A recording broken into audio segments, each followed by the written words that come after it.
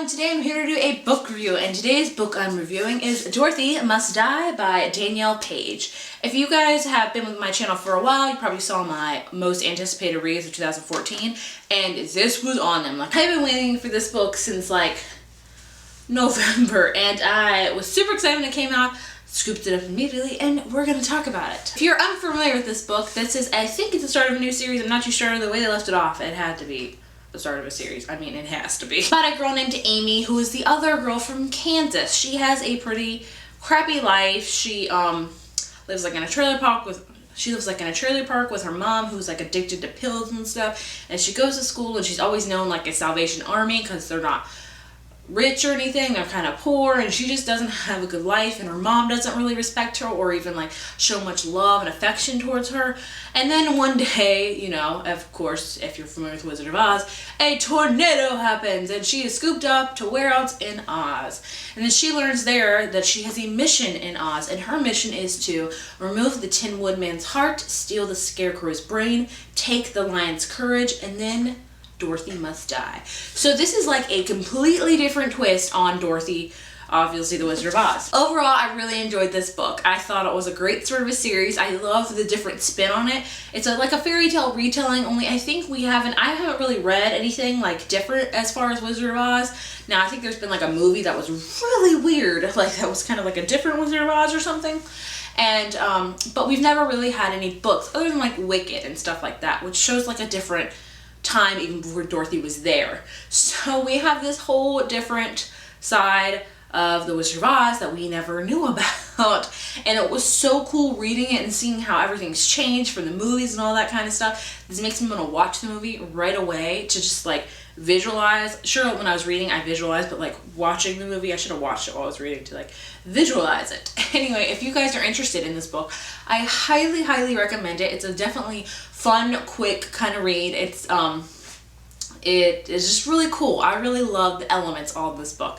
Overall, if I were to give it a rating, I would give it a 4 out of 5. I highly recommend you go get it. And how cool is this freaking cover? Awesome.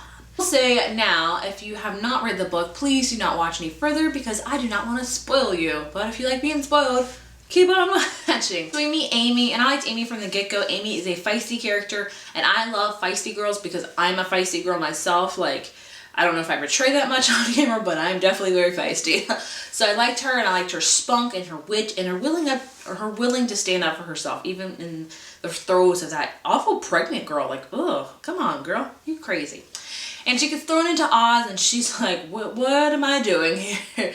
And it was really cool meeting all these different characters and like learning about how Oz is not Oz as we thought. We thought Oz was beautiful and magical and like colorful and the yellow brick road. Only Oz now is a catastrophe. Like, it is horrible. Like, it's just chaos. Because the only reason for this is because since Dorothy left to go back to home when we saw in the movie, but then she decided to come back because home wasn't that great, and then she took power there. And a lot of times as leaders or something happens, power goes to our heads, and power went to her head, and now she's like evil and stealing all the magic from Oz and keeping it for herself. And it's just horrible. It's a horrible situation. A magical land should not be like this. And I really love watching Amy and learning about her mission, because she was constantly through half this book, she's like, why am I here? Like, what's the point of me being here? And everyone keeps telling her, you know, your mission is to kill Dorothy, and she's not understanding it. She doesn't think she has the power, nor like the strength to do it, you know, power strength, obviously. Anyway, we meet this little munchkin named Indigo, and I thought, and then we met Ollie, the monkey, and I thought that was going to be her ragtag group of friends that she stuck with the whole book, but when Indigo got killed, I was like, whoa, this author likes to cut your heart fast, like, dead Indigo. And I was like, that sucks, because I liked Indigo. She would have been a great like sidekick character. She was awesome, and then she got killed, and it was horrible. Ugh. And then Ollie kind of disappears for a while, but then he makes it back in later in the book. But I felt like I was like, no, these are my two characters. They're gonna be like the gang that gets together. But no, she meets the Revolutionary Order of the Wicked, which has got Glinda's other twin sister, Glamora, and then it's got Nox, and then we have Gert and Moby, who are kind of like the head people. And they're kind of like the Wicked Witches almost, but they're really trying to help out Oz, because Oz really can't be Oz if there's no magic. Oz can't be Oz without without like good, and Oz can't be Oz if there's, you know, wicked people. So throughout this book, I was kind of like, you know, can we trust the wicked? You know, their goal is to kill Dorothy, but what's going to happen after that? Are they going to take over Oz? Like, what's going to go on? So you're still kind of questioning the motives behind this, but I understand. But I'm just trying to get in the mind frame of like, first we just got to get Dorothy out. Then we'll figure that junk out.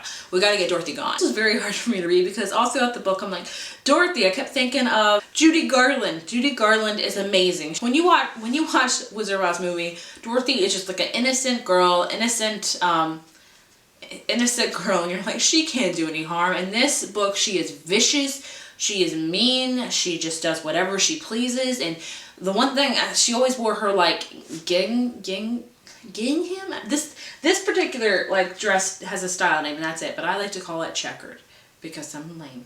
She always wore her little checkered thing, and she always had like her red glitter shoes, only they were like stilettos to like here, and she was just an awful person. So it took me a while to like really not like Dorothy, because I'm like, Dorothy is so good, she's so kind, she's so admirable, she's just the sweetest girl. But then when you keep reading, you're like, oh, Dorothy, just get out of here, you duns.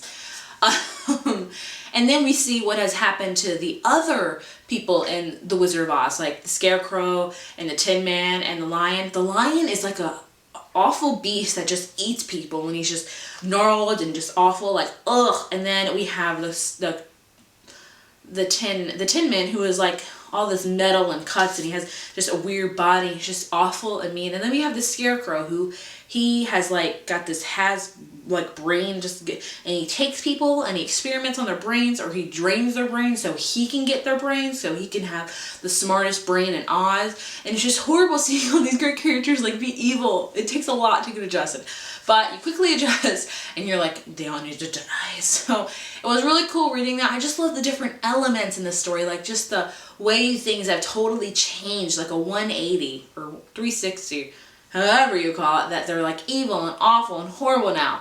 I really love that. I loved all the characters. I loved Amy. I loved all the Wicked Order. I don't know how I feel about Nox yet. I kind of like their love interest, but I'm not sold on it. I'm like, oh, I don't know. There's some love interests I read in books where I'm immediately like, be still in my heart. But this one, I was like, I don't know. And we definitely have some twists in this book that I did not expect or did not see coming.